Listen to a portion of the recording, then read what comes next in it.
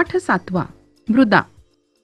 मृदेच्या निर्मितीमध्ये मूळ खडक, प्रादेशिक हवामान, जैविक घटक, जमिनीचा उतार आणि कालावधी या घटकांचा एकत्रित विचार होतो. पहिला घटक मूळ खडक.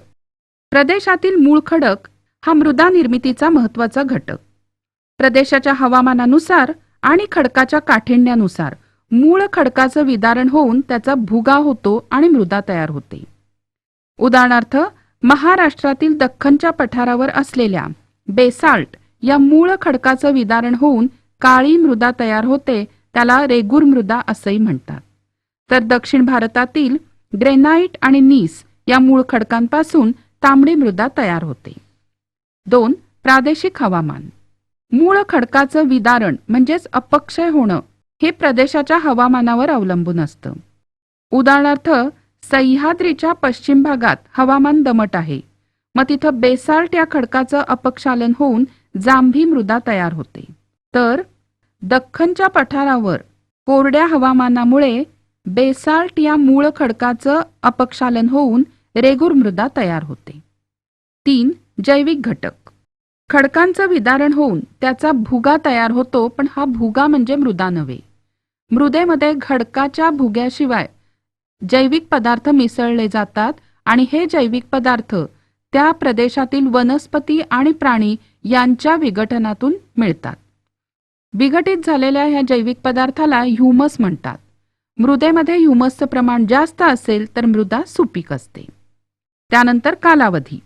मृदा निर्मिती ही एक नैसर्गिक प्रक्रिया आहे. ही प्रक्रिया मंद गतीनं होत असल्यामुळे मृदा निर्मितीचा कालावधी मोठा असतो.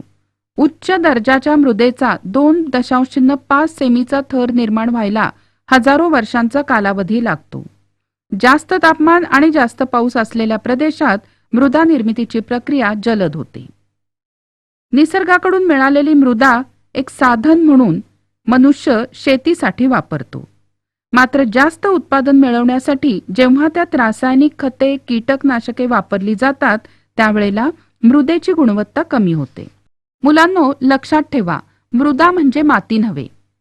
कुंभार वापरतो ती माती हा एक पदार्थ आहे, तर शेतकरी वापरतो ती मृदा ही एक परिसंस्था आहे, ज्यामध्ये अपक्षय झालेल्या खडकांचा भुगा, अर्धवट किंवा पूर्णपणे कुजलेले सेंद्रिय पदार्थ यांचा समावेश असतो.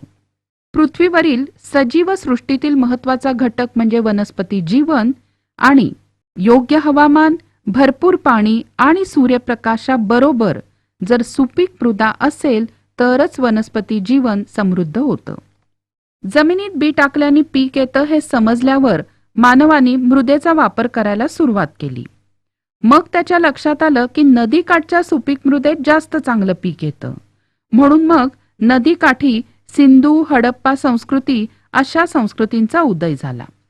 सुपीक मृदेच्या शोधात आणि तिथं स्थायिक होण्यासाठी मानवी समूहात स्पर्धा व्हायला लागली. त्यानंतर पीक भरघोस येण्यासाठी विविध प्रकारची खतं मानव वापरू लागला आणि शेतीच्या उत्पादनात विक्रमी वाढ झाली. मृदेच्या प्रकारानुसार अन्नधान्य, फुलं, फळं अशी उत्पादनं घेतली जातात. उदाहरणार्थ, महाराष्ट्रातील दख्खनच्या पठारावरील रेगूर मृदेत ज्वारी, बाजरीसारखी धान्य पिकं, तर कोकण, केरळ, कर्नाटक या प्रदेशातील मृदेत तांदळाचं उत्पादन, मध्य प्रदेशातील पाण्याचा निचरा होणाऱ्या मृदेत बटाट्याचं उत्पादन. मात्र ज्या प्रदेशात शेतीयोग्य मृदा नाही, त्यांना आजूबाजूच्या प्रदेशातून धान्य आयात करून त्यांची गरज भागवावी लागते. उदाहरणार्थ, सौदी अरेबिया, कतार, ओमान. ज्या प्रदेशात सुपीक मृदा असते तिथे अन्नधान्याची स्वयंपूर्णता दिसते आणि अशा प्रदेशात लोकवस्ती केंद्रित झालेली आढळते. या प्रदेशामध्ये शेती उत्पादनावर आधारित उद्योगधंदे जसं ऊस उत्पादन क्षेत्रात साखर कारखाने, फलोत्पादन क्षेत्रात फळे प्रक्रिया उद्योग यांचा विकास झालेला दिसतो. यानंतर महाराष्ट्रातील मृदेचे प्रमुख प्रकार. 1. जाडी भरडी मृदा. विदारण क्रिया आणि कमी पाऊस यामुळे तयार झालेली मृदा. उदाहरणार्थ, अजंठा, बालाघाट डोंगर या मृदेमध्ये ह्युमसचं प्रमाण नगण्य. 2. काळी मृदा. रेगूर किंवा काळी कापसाची मृदा मध्यम पावसाच्या प्रदेशात आढळते. दख्खन पठारावरच्या पश्चिम भागात अति काळी तर पूर्व भागात म्हणजे विदर्भात मध्यम काळी अशीही असते. जैविक घटकांचं प्रमाण कमी. 3. जांभी मृदा. सह्याद्रीच्या पश्चिमेला कोकण किनारपट्टी आणि पूर्व विदर्भात अति पावसाच्या प्रदेशात. अति पावसामुळे मूळ खडक उघडा पडतो. खडकातील लोहाचं वातावरणातील प्राणवायूशी संयोग होऊन रासायनिक क्रियेतून ही मृदा निर्माण होते. रंग तांबडा. 4. किनारपट्टीवरील गाळाची मृदा. कोकणातल्या बहुतेक नद्या लांबीला कमी पण वेगाने जास्त वाहतात. त्यामुळे त्यांनी वाहून आणलेला गाळ नदीच्या मुखाशी साचतो. पश्चिम किनाऱ्यावर धरमतर पनवेल अशा ठिकाणी नद्यांच्या मुखाशी ही मृदा निर्माण झाली. 5. पिवळसर तपकिरी मृदा. ही अतिरिक्त पावसाच्या प्रदेशात आढळते. फारशी सुपीक नसते. त्यामुळे शेतीसाठी उपयोग कमी. त्यानंतर मृदा धूप आणि अवनती. वारा आणि पाणी यामुळे मृदेचा थर वाहून जातो म्हणजेच मृदेची धूप होते. तर काही कारणांनी मृदेचं आरोग्य बिघडलं तर त्याला म्हणायचं मृदेची अवनती होते आणि त्याचं कारण म्हणजे रासायनिक खते, जंतुनाशके आणि तणनाशकांचा अतिरिक्त वापर.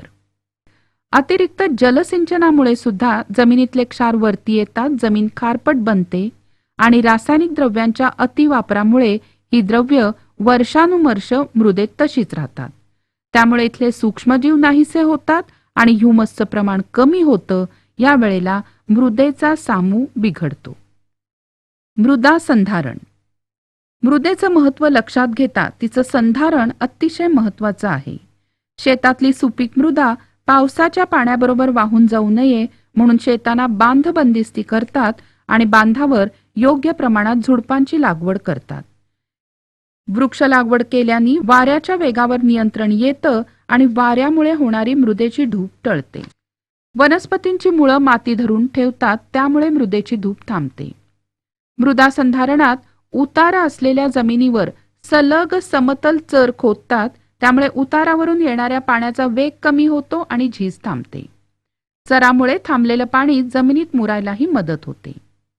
महाराष्ट्र शासनाने पाणलोट क्षेत्र विकास अंतर्गत ग्रामीण भागात शेतात उताराच्या दिशेने बांध बंदिस्ती करणे आणि पाणी अडवा पाणी जिरवा ही योजना यशस्वीपणे राबवली आहे. त्याचप्रमाणे शासनाने जलयुक्त शिवार या योजनेमध्ये शेतांना बांध घालणे, लहान लहान नाल्यांचं पाणी अडवणे ही कामं मोठ्या प्रमाणात केली आहेत. सेंद्रिय खतांचा म्हणजे शेणखत, गांडूळ खत, कंपोस्ट खत यांचा वापर केला तर मृदेतील सामूचा तोल राखला जातो. शेतजमीन काही कालावधीसाठी पडीक ठेवणे तसंच आलटून पालटून पीक घेणं यामुळे मृदेची सुपीकता टिकून राहते.